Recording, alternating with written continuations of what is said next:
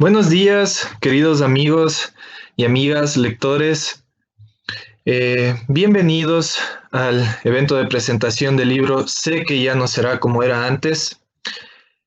Tenemos el honor y el gusto de compartir con grandes autores en esta mañana. Aunque hemos vivido unos meses tenebrosos que nos han obligado a cambiar las dinámicas y las actividades, esto no ha afectado a nuestro amor a los libros, a nuestro amor a la literatura y al arte en general. Mi nombre es Fabricio Cerón Rivas, soy el editor de UDLA Ediciones y, como les dije, tengo el honor y el privilegio de presentar este libro. Sé que ya no será como era antes, del autor italiano Emilio Coco, que nos está acompañando directamente desde Italia. Antes de dar paso a sus palabras, quisiera presentar a otros dos autores reconocidos e importantes de nuestro país que nos acompañarán en la conversación. Javier Oquendo Troncoso, editor de El Ángel Editor, es un poeta ambateño, periodista, doctor en letras y literatura, editor y organizador del Festival Poesía en Paralelo Cero, y ha recibido, entre otras varias distinciones, el Premio Pablo Palacio y en 1993 el Premio Nacional de Poesía. El municipio de Ambato le concedió la condecoración Juan León Mera y también en el 2009 obtuvo la mención de honor en el Premio Jorge Carrera Andrade al mejor libro de poesía publicado en el año. Por supuesto, Emilio Coco, el autor de este maravilloso libro Sé que ya no será como era antes, es poeta italiano, hispanista, traductor y editor. En el 2003, el rey de España, Juan Carlos I, le otorgó la encomienda con placa de la Orden Civil de Alfonso X el Sabio. En 2014 fue el poeta homenajeado en el Festival Letras en la Mar de Puerto Vallarta. En 2015 recibió el premio Cátulo por su labor de difusión de la poesía italiana al extranjero. Y en 2016 le fue otorgado el premio iberoamericano Ramón López Velarde. Y por último, pero no menos importante, nuestra querida coordinadora Susana Salvador Crespo, quien nos dará el honor de iniciar esta conversación, esta presentación del libro. Por favor, adelante, Susana. Les mando un fuerte abrazo a Javier y a Emilio. Para la UDLA es un verdadero honor contar con este maravilloso libro en el catálogo de UDLA Ediciones. De parte de la comunidad UDLA, les doy la más cordial bienvenida a este espacio que hemos estado preparando con tanta ilusión. Y antes de iniciar con el diálogo entre los tres, quisiera contextualizar este momento, porque en el mes de enero de este año, por supuesto, tuve el gusto de hablar con Javier a propósito del 12º Encuentro Internacional de Poetas en el Ecuador, Paralelo Cero, con la intención de manifestar el interés que tiene la UDLA en participar en este encuentro y de apoyar y aportar en la difusión de la cultura, así como es responsabilidad de la academia el fomentar y difundir la producción científica, también es una responsabilidad y un compromiso de la universidad el apoyar al arte y la cultura. Por eso, para UDLA Ediciones, este libro maravilloso que tenemos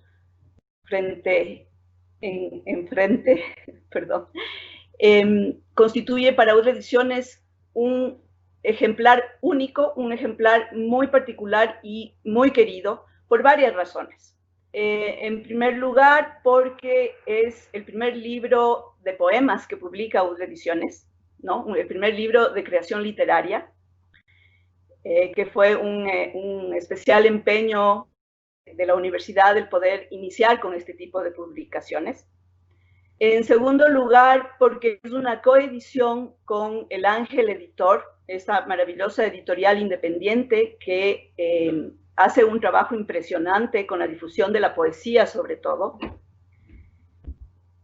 Y en tercer lugar, porque es un libro que tiene muchos elementos que le hacen ser una obra extraordinaria. En primer lugar, por supuesto, la voz del poeta, de Emilio, que es una voz maravillosa, profunda, ya la vamos a analizar más adelante. También la presencia de otras voces en este libro, de dos sobre todo, que son la de Marco Antonio Campos, que es el prologuista, y la voz de Mario Meléndez, que hace el epílogo. También dos poetas maravillosos, el primero mexicano, el segundo chileno, que aportan a la obra con su análisis y con su sentir y con sus emociones. Tenemos además, es una joya, porque además tenemos esta hermosa ilustración de Álvaro Mena, ¿no es cierto? Y por supuesto, es muy linda porque pertenece a la colección del Ángel Editor, que se llama Monstruos, que me parece un nombre maravilloso y que ya Javier nos explicará la razón de ser de este pequeño sello editorial. Sin más, paso la voz a Javier para iniciar el diálogo y para escuchar al poeta Emilio Coco con mucha atención y mucha emoción.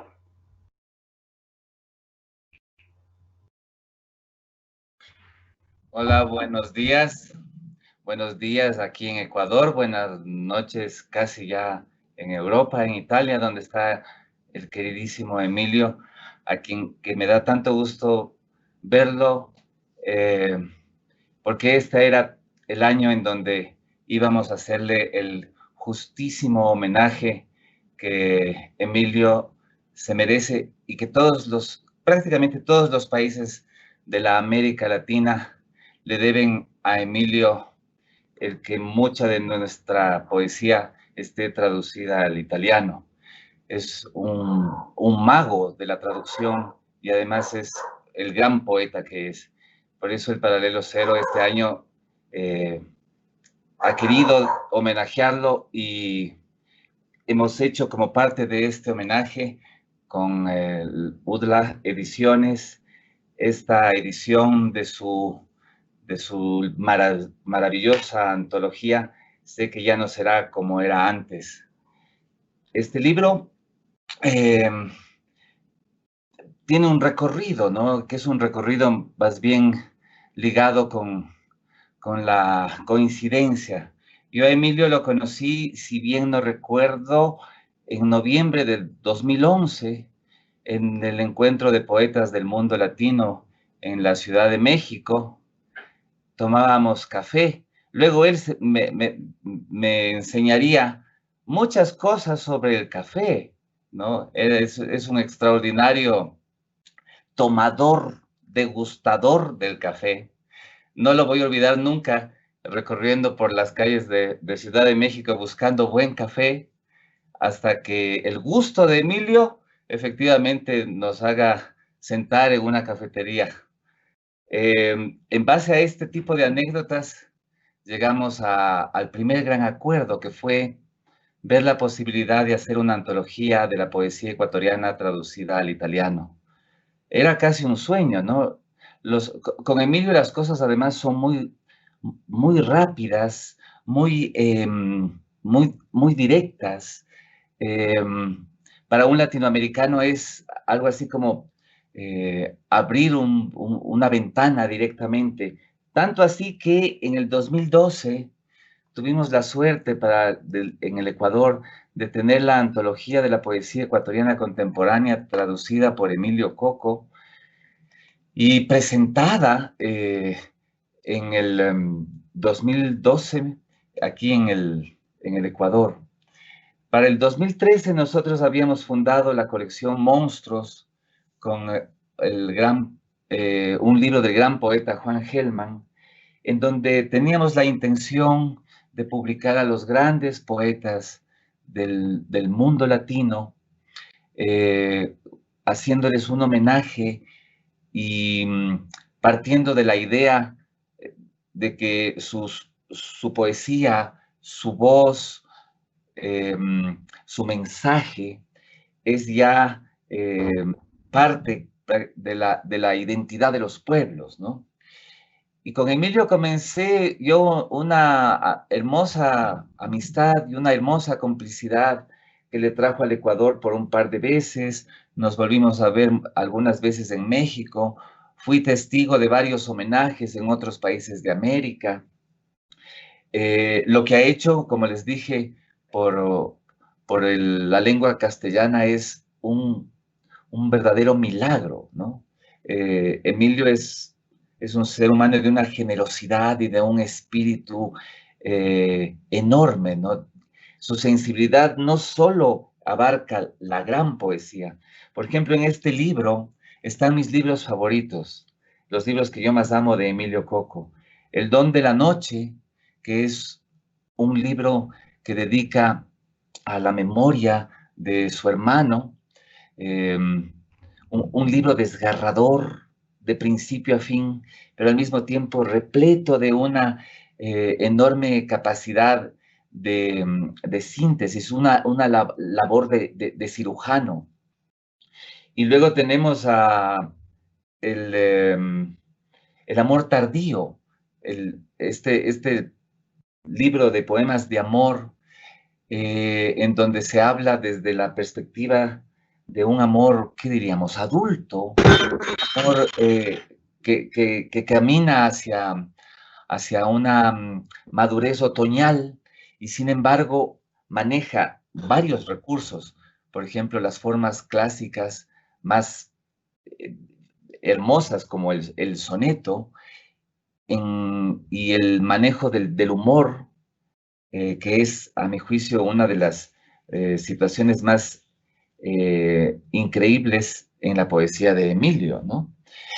Y somos muy orgullosos de tener a Emilio Coco, los poetas latinoamericanos, de que su presencia sea la que nos abra las puertas para ese otro idioma latino maravilloso. No sabemos cómo agradecerte, Emilio. Una de las formas es queriéndote y leyéndote. Y por eso es que con la UDLA logramos hacer esta hermosa antología.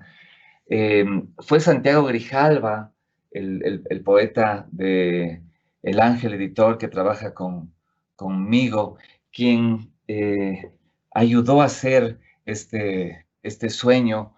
Se encargó de la edición del libro y luego juntos con la UDLA como hermanos logramos este maravilloso ejemplar que dentro de poco además te va a llegar porque el coronavirus y su época de terror ha hecho que casi todo se paralice.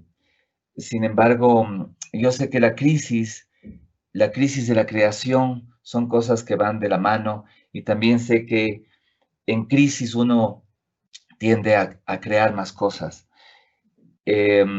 Yo te agradezco por ser el poeta que eres, por ser el traductor que eres, por ser el amigo que eres y el Paralelo Cero y prácticamente todos los países de América te deben muchísimo y te abrazan. Yo en nombre de este país te doy las gracias por haber convertido a la poesía de mi país a tu lengua y por hacernos leer en esa lengua maravillosa, la lengua de Dante, tu lengua, querido Emilio. Gracias por eso.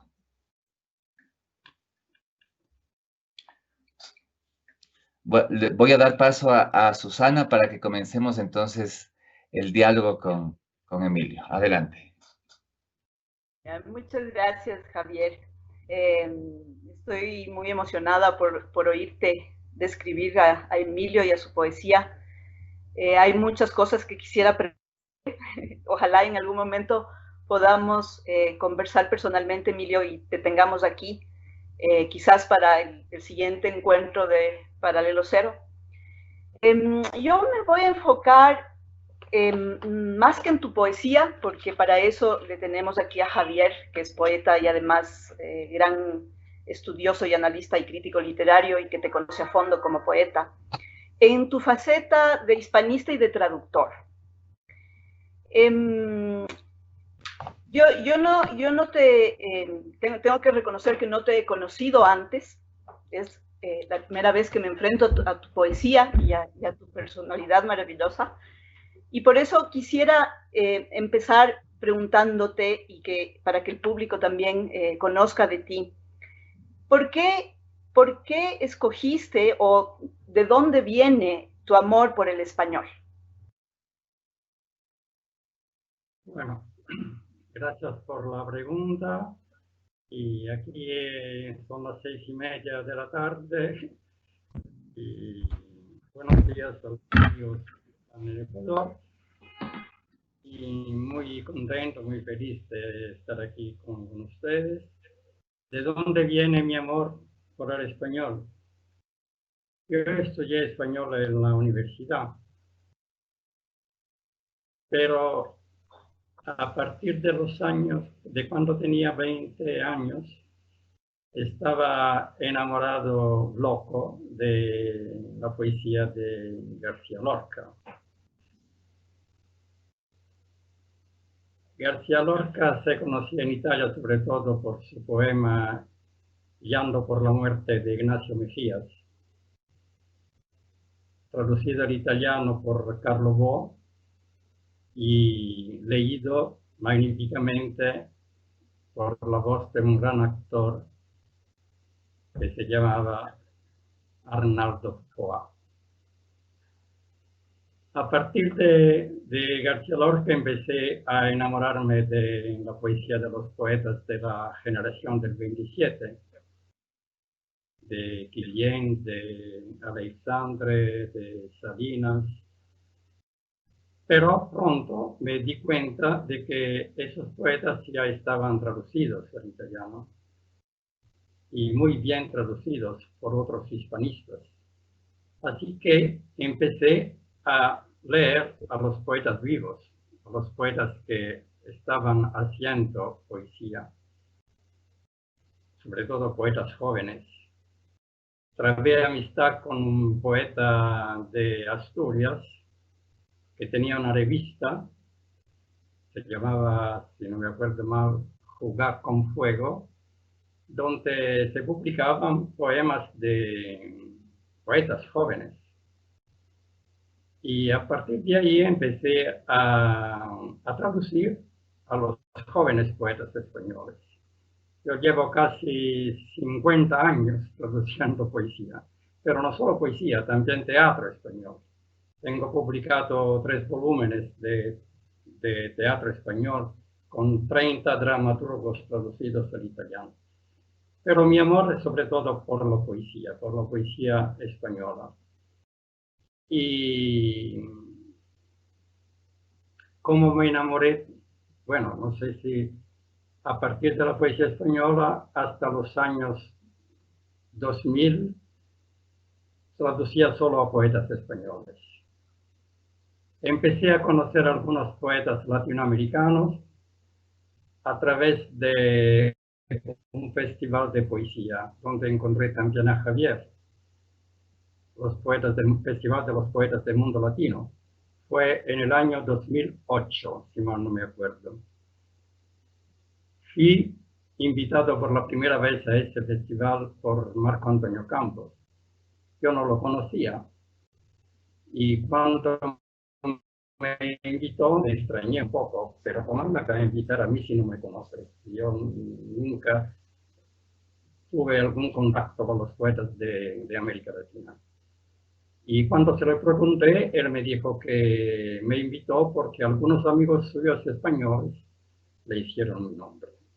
Bueno, ahí conocí a varios poetas latinoamericanos. Estaba Javier, estaba José Ángel Leiva, con su revista La Otra, estaba Juan Manuel Roca, estaban varios poetas de México, de Paraguay, Uruguay, de Chile, de Argentina, de toda América Latina. Y empecé a leer poesía latinoamericana y a enamorarme, literalmente enamorarme de la poesía latinoamericana. Fue entonces que dejé a la poesía española y empecé a traducir a los poetas latinoamericanos. Muy bien, Emilio. Y esta reflexión que haces me lleva a la segunda pregunta que quería hacerte antes de darle paso a Javier. Era justamente entre el español de la península ibérica y el español latinoamericano, ¿con cuál te sientes más cómodo a la hora de traducir? Bueno, asumo que al traducir a poetas españoles lo haces en el español ibérico, digamos. Pero, ¿y tu poesía? Porque traduces también tu poesía. ¿En qué español lo haces? Bueno, yo he traducido solo un libro mío, El don de la noche. Lo he traducido yo. Pero los otros libros están traducidos por otros traductores. Por ejemplo, Los sonidos del amor tardío están traducidos por dos poetas españoles, Carlos Pujol de Barcelona y Juana Castro de Córdoba. Y el último libro, Escúchame Señor, está traducido por Marco Antonio Campos. El único libro que traduje yo al español fue El don de la noche. Eso es así. Y últimamente los amigos, cuando hablo español, los amigos españoles me dicen que ya no hablo el español de España, que hablo el español de América Latina. Y bueno, antes fue un poco difícil, porque yo hablaba perfectamente el español que se habla en España, el español de Salamanca, de Burgos, ¿no? El español castizo. Y últimamente casi hablo el español de América Latina. Una mezcla de mexicanos, de colombianos, una mezcla de todos los españoles que se hablan en América Latina. Depende de dónde vaya. Gracias Emilio. Javier, por favor. Gracias, Susi.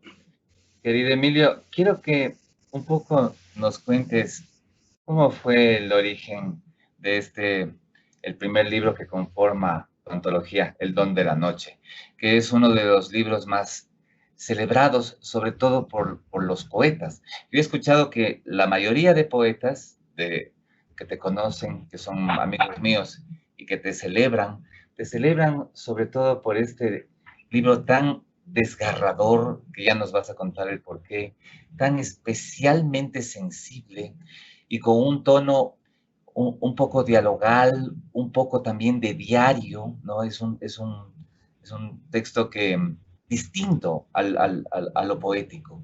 Quisiera que tú mismo nos cuentes cómo ves a este libro. Sí, efectivamente, El don de la noche, El don de la noche, es el libro que más premios recibió en Italia, como 4 premios importantes, y fue finalista de 2 premios más. El libro que más gustó a la crítica italiana, y creo que también a la crítica fuera de Italia, la crítica española. Salieron varias reseñas en España y en América Latina también, y se publicaron varios libros no solo en España, sino también en América Latina. El libro está dedicado a mi hermano, Michele, que era poeta también, poeta y traductor de clásicos latinos y griegos. El texto está escrito bajo el impulso de las emociones, de los recuerdos, de esos 17 noches que pasé en el hospital cerca de su cama. Mi hermano murió de cáncer cerebral. Cuando le diagnosticaron el cáncer, después murió después de un mes después murió. En este libro hay muchísimas referencias a su mundo clásico, tan amado por mi hermano. E imagino que los poetas clásicos como Anacreonte, Safo, Arquíloco y otros se agolpen junto a su cama con los demás familiares,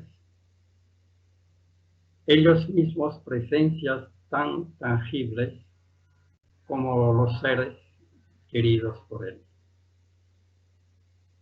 Mi hermano era un gran admirador de mi poesía.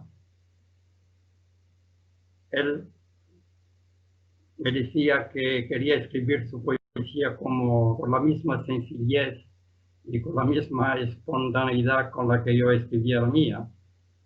Yo, en cambio, quería escribir mi poesía con la misma elegancia clásica con que él escribía la suya. Puedo decir que este libro lo hemos escrito juntos, porque en él hay muchísimas referencias a su mundo clásico. Ya. Bueno, voy a leer los poemas. Ya, pero antes de eso, te quería hacer una pregunta sobre el otro libro, en cambio, el otro libro que conforma. O bueno, si quieres, hacemos que lees unos poemas de este texto y luego hacemos sobre el otro. Sí, me parece muy bien. No, ¿qué voy a hacer? No te he oído bien.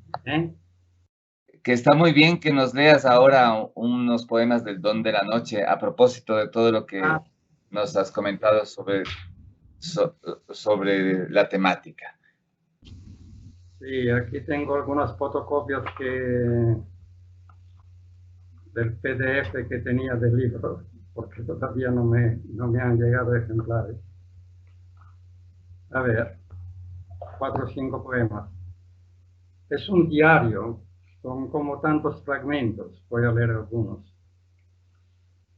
Mi hermano estaba hospitalizado en la habitación número 22 del hospital que se llamaba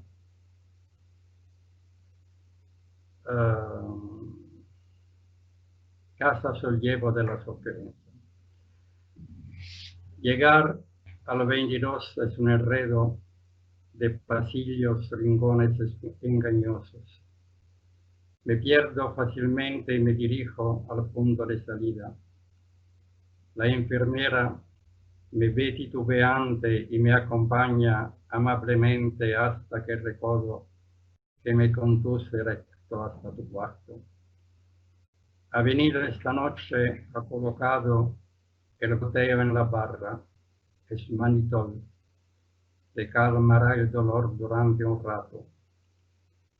Se encoge de hombros, finge desconsuelo, baja a la cama y pide que le ayude a incorporarse para que descanse. Te acomoda despacio en la almohada la cabeza, te acerca el brazo al cuerpo que ya no reacciona. Hasta la puerta la sigues con tus ojos refulgentes. Es muy guapa, tendrá unos 20 años. Este pasillo no termina nunca. Un fantasma pasea su pijama con el goteo y la bolsa de orina en el débil claror de la mañana. De las habitaciones llegan ruidos de toses y de esputos alternados. Un enfermero tosco me reprocha: es la tercera vez que lo limpiamos, tengan cuidado con lo que le dan. Tú te excusas: estoy comiendo mucho. Llevas 2 días sin probar bocado. Se ha parado a las 7:17. Desde anteayer no suenan ya las horas. Oyendo los tañidos del reloj de noche, me sentía menos solo en la cama. Perdón.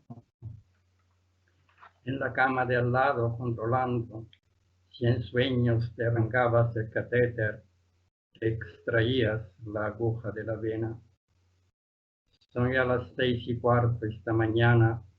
Miran si tienes fiebre, te colocan otro goteo con el manitol. Estoy sentado junto a la ventana. Los dos Jugamos a quien es más listo. Cuanto más te descubres, más te arrojo. Son las 5 y me tiene desvelado un lamento punzante prolongado desde una habitación indefinida que a intervalos iguales se repite. En acto de oración alzas los brazos y los dejas caer pronto en la cama. Me buscas con los ojos, te reanimas y vuelven tus agónicos jadeos con el temblor del pecho. Un enfermero comprueba que la bolsa no esté llena. Así tendría que llegar la muerte. Como viene el amor y tu defensa se vuelve vana, un viento que te lleve a una isla lejanísima y desierta, donde ambos competís a ver quién logra embriagarse con más besos y mimos, sin querer saber nada de mañana. Así tendría que hacer contigo como que oscuras su pecho ofrece a tus ardientes labios sin que pretenda nada, distrayendo tu corazón de cualquier otra pena. ¿Te atreverías a dejarla sola a una joven tan bella y apasionada? Así tendría que cerrar tus ojos como la madre aquellos de su niño que llora en plena noche y se empecina en quedarse despierto, y en sus brazos lo aprietas con su aliento rozando de los párpados, lo pone en la cuna, se encanta al contemplarlo. Es de noche, cuando es más peligrosa, y prepara sus trampas con astucia. No te fíes, es experto transformista, ahora es dragón de pausas horrorosas, ahora muchacha tímida y sumisa. Esta noche la tengo en mi regazo, mas no quiere dormirse, la atraviesa, se debate, patea caprichosa y me desarma con una sonrisa. Más se revela cuanto más la aprieto, me araña con sus uñas puntiagudas y me golpea el pecho con los puños. No me doy por vencido, estoy tosudo, acunaré tu muerte y hasta el alba. Y para terminar, ha quedado de ti solo el suspiro, un inmenso suspiro tenebroso que te destroza el pecho hasta la ingle. En la nariz el tubo del oxígeno y la bolsa de hielo en la cabeza. Ya no salen las gotas del goteo, con fiebre de 42 días, el cuerpo frío, las uñas moradas. Se agarra fuerte a ti la miserable, exhibiendo su rictus victorioso en el silencio incrédulo del cuarto. Quería añadir que mi hermano traducía los poetas griegos y latinos, utilizando siempre verso en decasílabo. Este libro está escrito completamente en decasílabos como homenaje a mi hermano. Maravilla. Javier, si me permites, quisiera aprovechar que estamos justamente en el don de la noche. Cuando yo leí este cuaderno, el primer cuaderno de la antología, tuve un choque de emociones muy fuerte. Llevada en principio, por la crudeza con la que detallas la cotidianidad del hospital, ¿no? Por otro lado, muy conmovida por la inmensa ternura que tus poemas expresan hacia tu hermano. Y yo me sentí un poco como testigo de esos momentos, de tus momentos de escritura sobre todo, ¿no? Y pensaba yo, la poesía le habrá aliviado en algo el dolor, la tristeza, esas contradicciones que pudiste haber estado sintiendo en esa situación tan dolorosa para ti. El efecto catártico fue liberador. La poesía es de desahogo.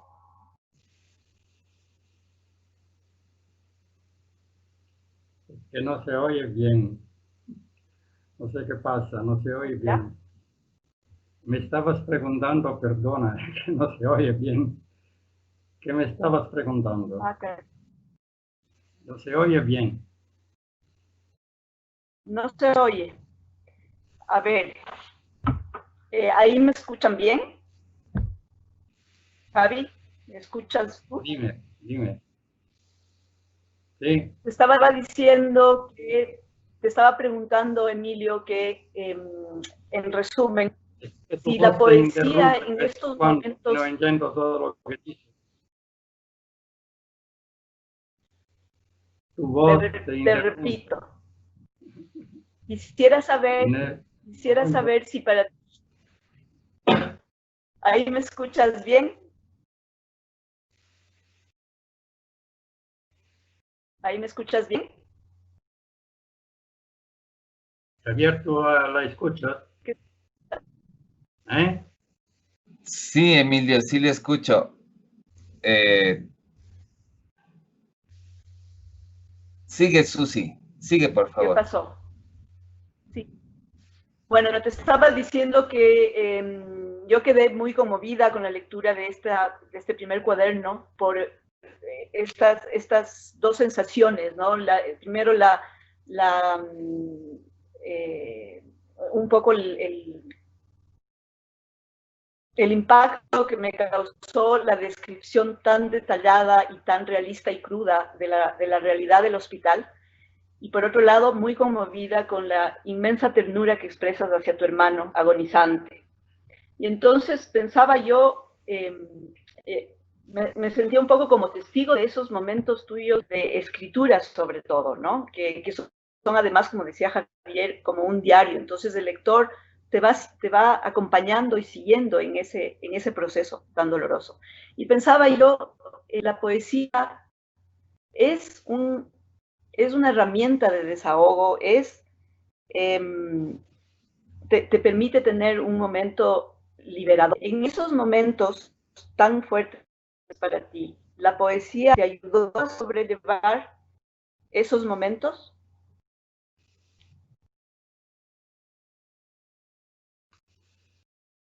Sí, es así. La poesía para mí es sobre todo... Voy a utilizar una palabra que los poetas italianos de ahora aborrecen. Es una poesía de sentimientos.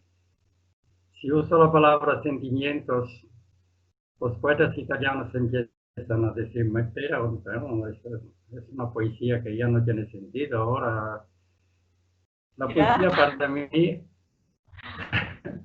es sobre todo eso, expresar un sentimiento. No es sentimentalismo, es otra cosa. El sentimentalismo es un hecho negativo, pero los sentimientos forman parte de la poesía. Si la poesía no llega al lector, al probable lector, entonces no es poesía. Si el lector no gusta leyendo esa poesía, no entra en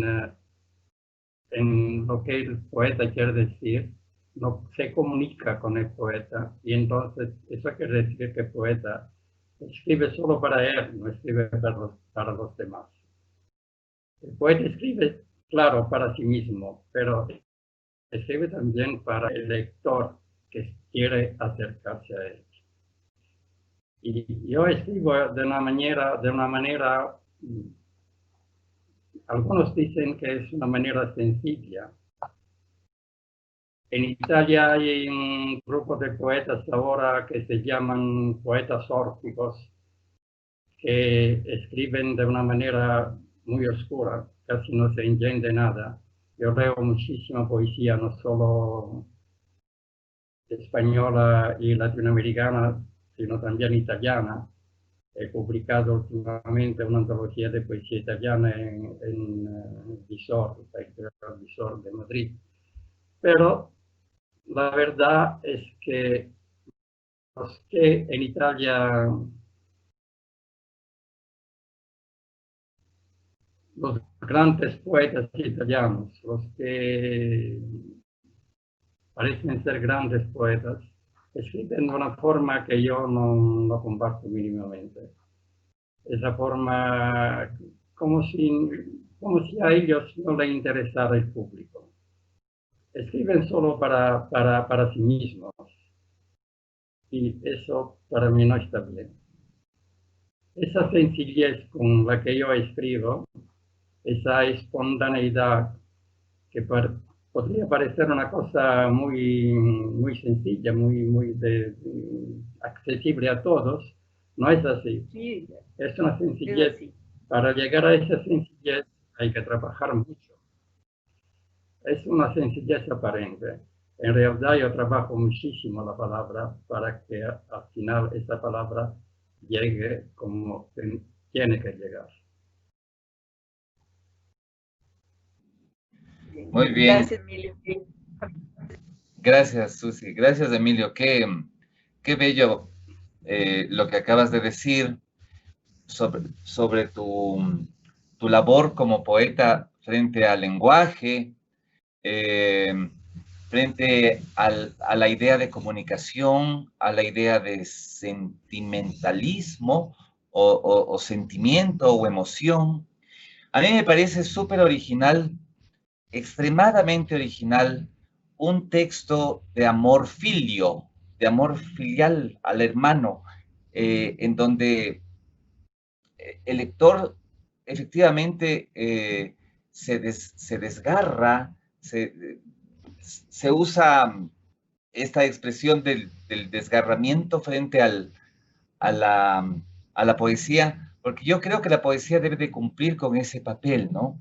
El papel de uno ser personaje poético cuando lee los versos del otro. Entonces yo estoy de acuerdo contigo, querido Emilio. Y luego quiero que me cuentes un poco también sobre este segundo libro, sobre este segundo cuaderno que conforma Sé que ya no será como era antes, que es El amor tardío. Es excepcional este poemario también porque además de que tiene una temática, pues a mi juicio, muy original en la poesía latina, el personaje o la voz poética se enfrenta con el amor ya pasado de años, por decirlo de alguna manera, ¿no? Un amor, como diría un poeta, que va rumbo al otoño, que va, que ya está acostumbrado, que ya tiene cierto escenario y ha habido un decantamiento de las emociones en la pareja, ¿no? En la comunión de la pareja. Y además está escrito en sonetos y además tiene un enorme sentido del humor desde lo cotidiano. Yo quisiera que también nos cuentes cómo fue el proceso de escritura de El amor tardío. Adelante, Emilio.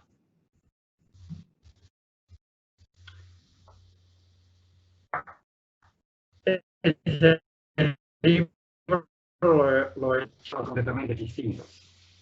El libro El amor tardío está jalonado de tonalidades humorísticas e irónicas completamente.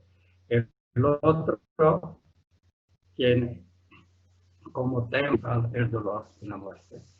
Bueno, este libro es un libro con 44 sonetos. Yo nunca había escrito sonetos antes. Son sonetos clásicos, ¿no? En endecasílabos, con rima y todo, pero escritos con un lenguaje muy coloquial. Fue como un reto, porque generalmente el soneto requiere un lenguaje alto, culto, ¿no? Por lo menos en Italia. Yo lo escribí usando un lenguaje muy coloquial, muy sencillo, muy coloquial. Y sin embargo, están todos los temas típicos de un soneto.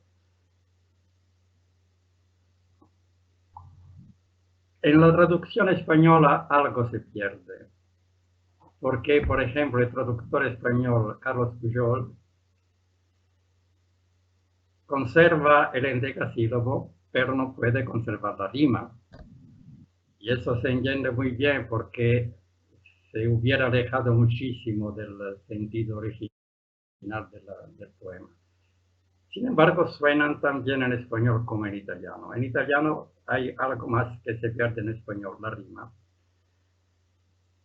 Como decía antes, yo escribo una poesía que puede parecer sencilla, porque no se estructura desde la rotundidad de las palabras solemnes, bajo el fallo de las metáforas. Yo casi nunca uso metáforas. Hablo en este libro de cosas cotidianas, de la vida de una pareja, en este caso mi mujer y yo, que ya no se aman con la vehemencia de la pasión juvenil y que sin embargo siguen amándose de otra forma, de una forma más calma, más sosegada, pero eso también es amor. Y está lleno de humorismo, ¿no? Y podría leer algunos sonetos para que ustedes tengan una idea de cómo. Pero me gustaría también leer uno en italiano. ¿Es posible? Claro que sí. Sí, para ver un poco la diferencia entre los dos idiomas, ¿no? Un momento solo, lo estoy buscando.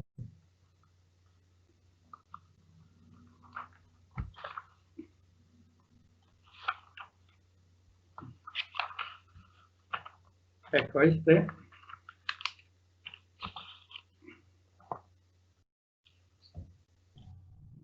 este poema que gusta a algunos amigos, las sílabas sonoras. In italiano suena así: le sillabe sonore.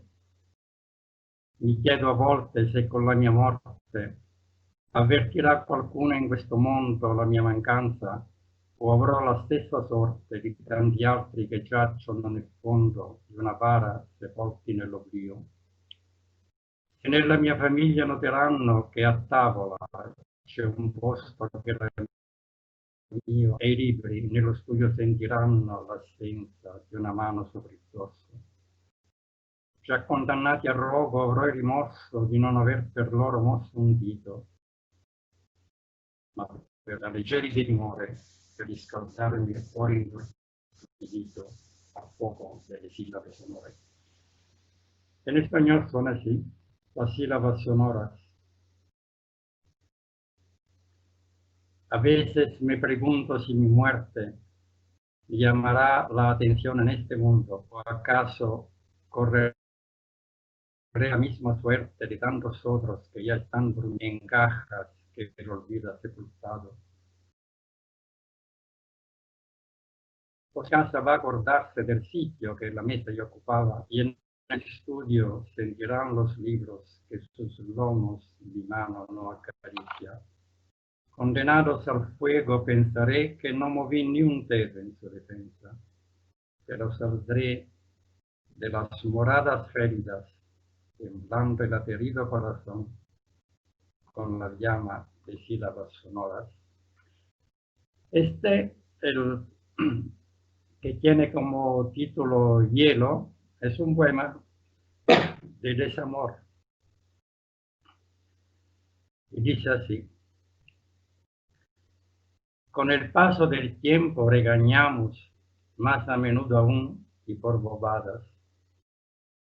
Con la mirada baja ambos sentimos al otro como extraño, amurallados en rencor y mutismo. Si más tarde llegamos a rozarnos por error en las venas, la sangre se nos hiela, petrificados ya por el terror de una mala pasada de la noche, que en sueños pueda hacernos abrazar. Al borde de la cama en equilibrio, esperamos el alba, suspirando, aliviados, rezando porque el hielo de estos cuerpos jamás llegue a fundirse. Y este poema es muy irónico, Justa Venganza. Si llegamos los dos a 90 años, yo medio dislocado y helado, y tu sana del cuerpo y de la mente, derecha como un uso, ello se debe, me dirás con orgullo, a tantas horas de gimnasio y a largas caminatas, mientras yo alimentaba el alma mía con poesía y otras pendejadas. Te pregunto, si juntos alcanzamos, yo hecho migas y tú como una rosa, los 90 malditos en cuestión, si por no haber seguido tus consejos, de mí te tomarás justa venganza, encantada de todos mis achaques. Y el último, nuestro amor. Di, ¿qué recuerdo nuestro quedará cuando estemos ya muertos y enterrados? Que no crean jamás que fuimos héroes y no hagamos leyendas de nosotros. Que quede claro, no obstante, ojalá una cuestión sea indudable al menos, nos amamos. Lo digo en voz muy alta ante Dios y ante el mundo, aunque hace un rato te quería mandar al gran carajo. Pero eso es lo normal cuando se quiere. El amor es dulzura y es insultos, es victorias e infames rendiciones. Puede hacernos palomas o bien llenas, nos hunde con las alas ya extendidas.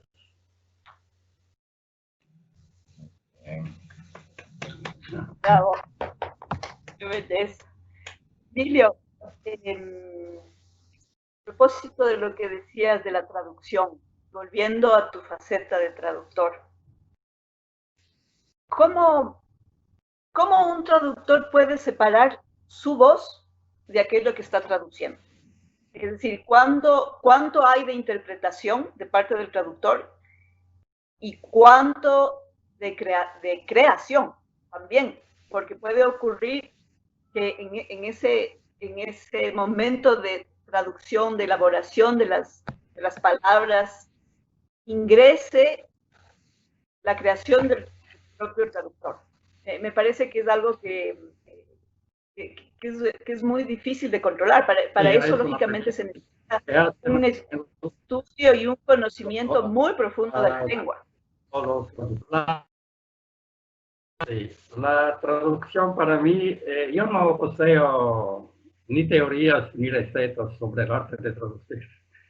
Se han escrito centenares de libros sobre la traducción, pero yo no poseo recetas ni teorías. La traducción para mí es mantenerse, de una parte mantenerse fiel al texto traducido y de otra parte recrearlo, con las dos cosas juntas, recrearlo en tu lengua, para que suene en tu lengua.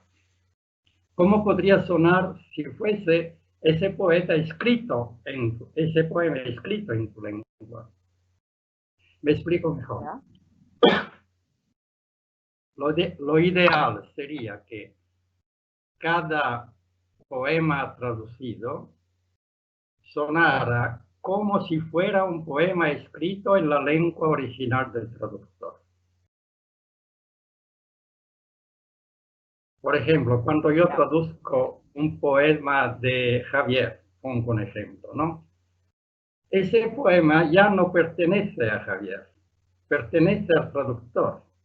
Y el lector italiano lo lee como si fuera un poema escrito en italiano, olvidando que fue escrito en español. Eso tiene que conseguir un verdadero traductor. Ese es el ideal de una traducción. Traducir un poema y traducirlo de manera que suene tan bien como si fuera un poema escrito en la lengua del traductor. Qué maravilla. Claro, eso es que decía yo, que significa un conocimiento profundísimo de todas de las dos lenguas, ¿no?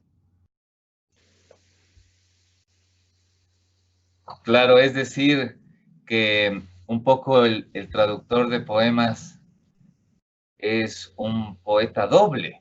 Claro, ¿no? exactamente. Ajá. Es como traducir los sueños. Yo literal la odio, porque la traducción literal no es posible en poesía. Siempre se dice que el que traduce tiene que ser un poeta. Bueno, es verdad y no, porque también hay ejemplos de grandes traductores que no son poetas.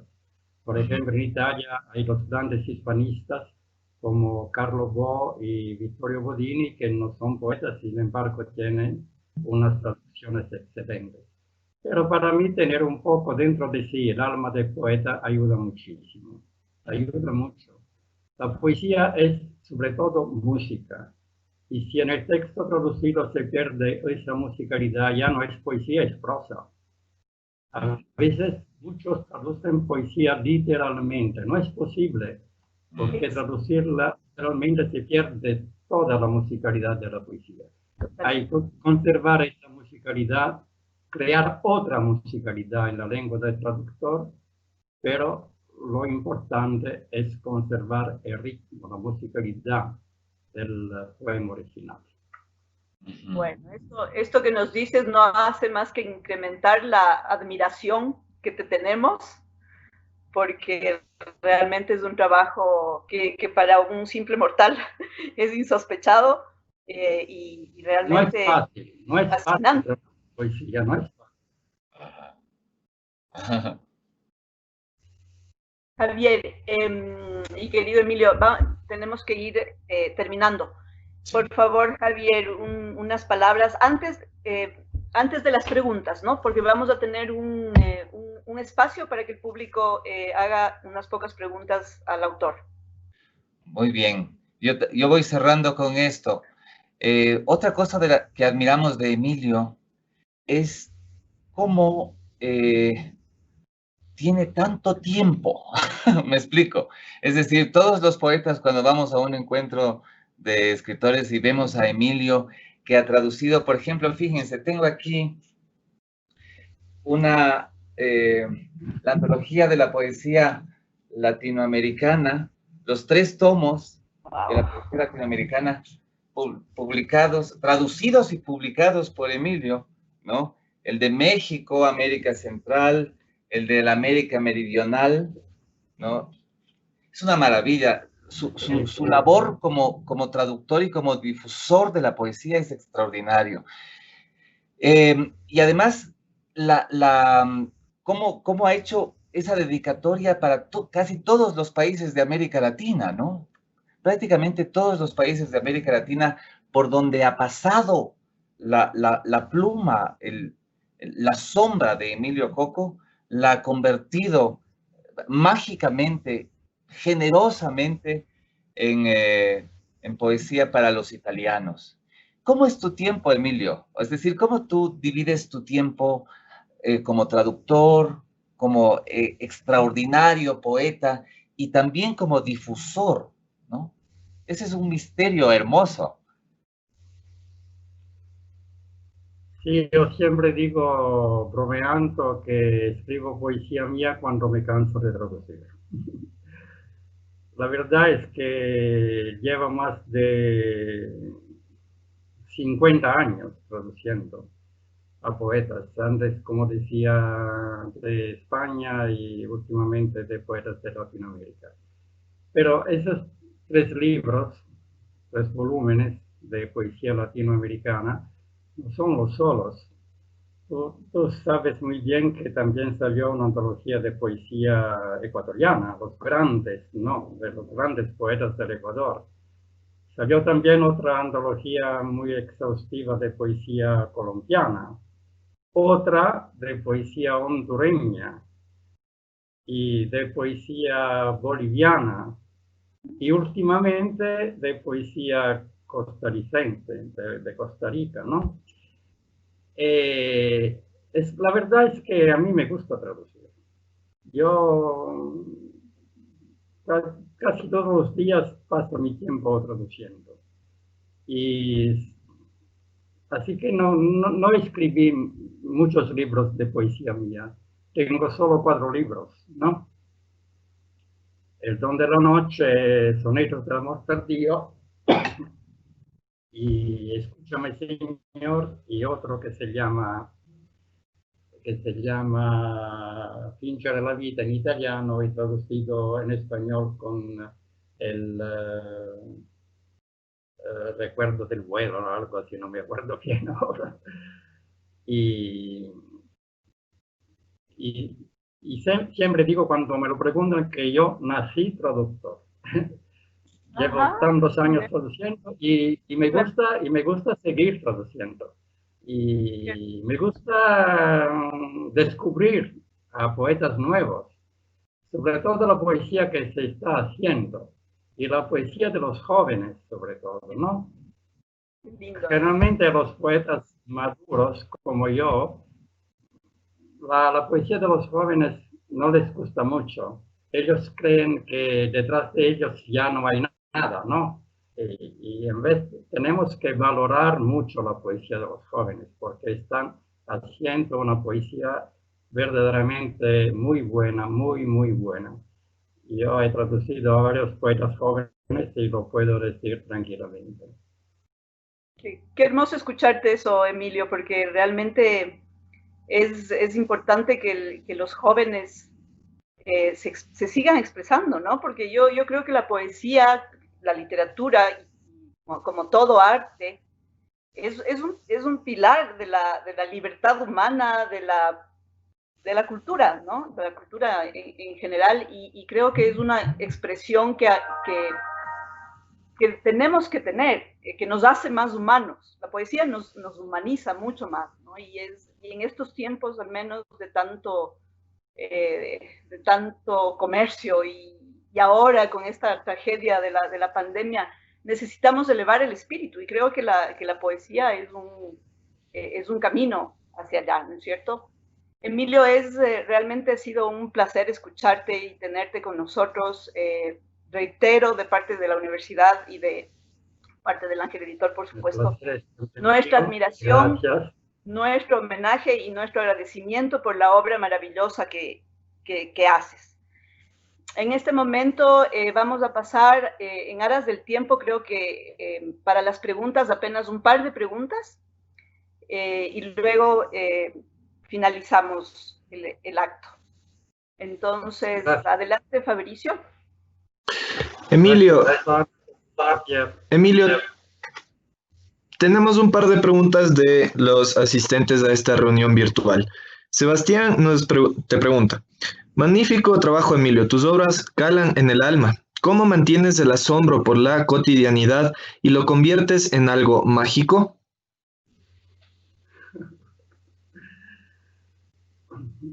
Trabajando mucho la palabra, ya lo dije antes, ¿no? El poeta es un trabajador de la palabra.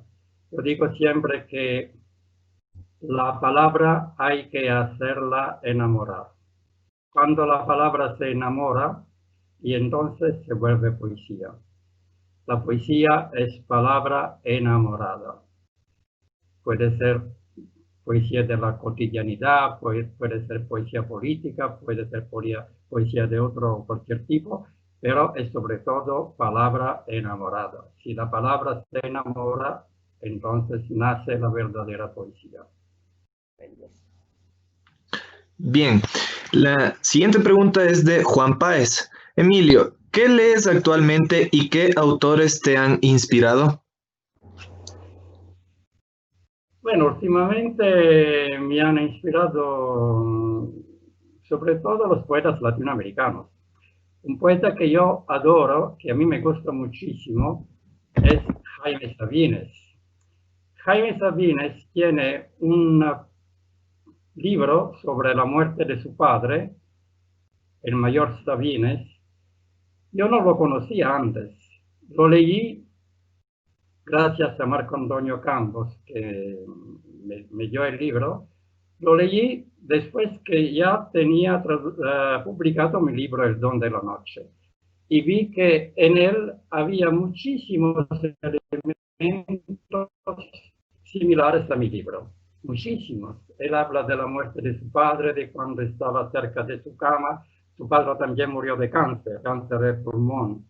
Y veo que hay muchísimos elementos comunes entre él y yo. Claro, Sabines es un poeta enorme, yo soy un pequeño poeta, pero encontré en él muchísimos poemas que similares a los míos. Jaime Sabines, pero también me gustan otros, me gustan Juan Gelman, me gusta Alichu Macero, que he traducido últimamente. Me gustan todos los grandes poetas de Latinoamérica, Neruda y Huidobro, todos, ¿no? Los poetas de la vanguardia, los poetas jóvenes, me gustan todos. Pero el poeta que yo siento más cercano a mi poeta es Jaime Sabines. Listo. Y la última pregunta que tenemos, bueno, te comento que Santiago Rijalva dice, maravilloso trabajo, Emilio, qué buen espacio para la poesía, un abrazo. Y Janina Damaris dice, la última pregunta, he leído muchos libros sobre el dolor, la tragedia, y no he comprendido bien cómo los autores pueden conseguir transmitir este sentimiento por medio de la palabra. ¿Cómo lo haces tú o cómo crees que se puede lograr esto? Es una pregunta muy difícil. ¿Cómo se puede lograr? Yo, como decía antes, mi libro es un libro escrito bajo el impulso de las emociones. Yo en ese libro describo, bueno, lo escribí 6 meses después de la muerte de mi hermano, no podía escribirlo mientras estaba cerca de su cama. Y no se puede bromear con el dolor, no se puede bromear con la muerte, es un libro muy triste, pero también es un libro que no es solo un libro sobre la muerte, es un libro sobre la amistad, sobre el amor también. Es un libro donde el tema principal es la muerte, pero también hay varios temas que son igualmente interesantes, que mi hermano sacaba de la lectura de los poetas clásicos. El tema de la amistad, por ejemplo, está presente. El tema del amor, el tema del afecto, de la familia. Son varios temas que logran un poco suavizar el tema de la muerte. Volverlo menos triste. No es fácil cuando se trata de hablar de esos temas, porque se puede caer muy fácilmente en el sentimentalismo. Yo intento tratar ese tema con cierto distanciamiento. Muy bien, esas fueron todas las preguntas. Susi, no sé si tú quieres dar el cierre. Sí, pero antes de dar el cierre, ¿sí me escucha? ¿Sí? Sí, Susi, adelante. Quizás tú quieres decir algunas palabras antes de cerrar. Javier. Bueno, quisiera agradecer a Emilio por esta... quisiera agradecer a Emilio por tu presencia. Como UDLA Ediciones estamos muy encantados por tu libro y esperamos que en algún momento puedas venir al Ecuador para concretar esta presentación de manera física. Haremos pronto, ¿verdad, Javier? Sí, claro. Sí, claro. Javier, por favor. Gracias, Susi, gracias. Bellísima mañana, ¿no? para Emilio, bellísimo inicio de la noche, me imagino. Ojalá estés contento. Bueno, Emilio es uno de los homenajeados del Paralelo Cero 2020 y vamos a ver cómo se sigue presentando la vida y por el momento tenemos ya su obra. Además, Emilio acaba de traducir y publicar a 2 poetas ecuatorianos, a la querida Margarita Lazo y a Santiago Grijalva, el poeta que acaba además de mandarle saludos y que escribió la contraportada del libro Sé que ya no será como era antes. Entonces, bueno, no me queda más que darle todos los abrazos que siempre le doy cuando nos vemos. Es un gran caminador, un gran compañero, un enorme conversador, un señor que la vida me premió al conocerlo. Yo quiero y admiro mucho a Emilio Coco, el traductor, el poeta, el amigo, el compañero, el señor. Gracias, Emilio. Gracias, Javier, por tus palabras tan elogiosas. Y un abrazo para todos. Un abrazo desde la distancia, porque no podemos abrazarnos. Qué hermoso escucharles. Escucharles a ambos es muy emocionante. Espero que podamos abrazarnos muy pronto. Por supuesto que sí. Así será, Emilio.